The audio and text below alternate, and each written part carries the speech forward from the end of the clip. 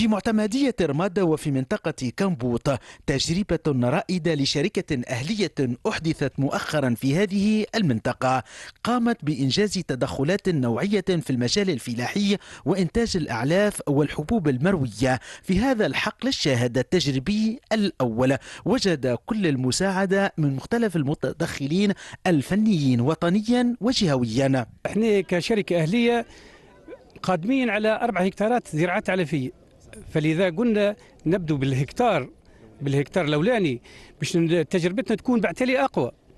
ألور يعني كي عملنا تو القمح إن شاء الله في المرة الجاية في 4 هكتارات زراعات علفية نلقوا رواحنا حاضرين، والاكتفاء الذاتي نلقوا رواحنا في مرتاحين، يعني من بعد نخدموا مرتاحين.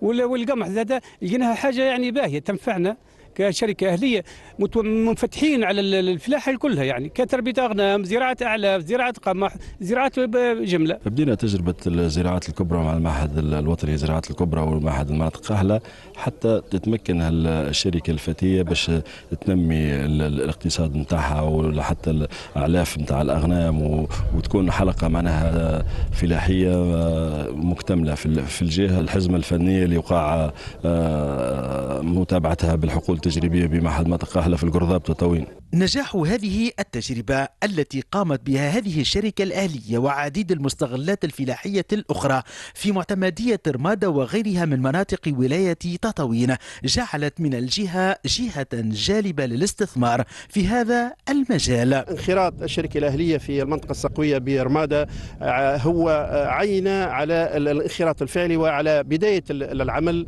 على الاستثمار الفعلي والاستثمار المكثف للشركات الأهلية وإدخالها في الدورة الاقتصادية وللمساهمة في تحقيق الأمن الغذائي. الهيئة العربية للاستثمار الزراعي عندها عدة مشاريع في مصر، في الجزائر، في تونس، في موريتانيا، في الأراضي الصحراوية، وعندها الخبرة لذلك.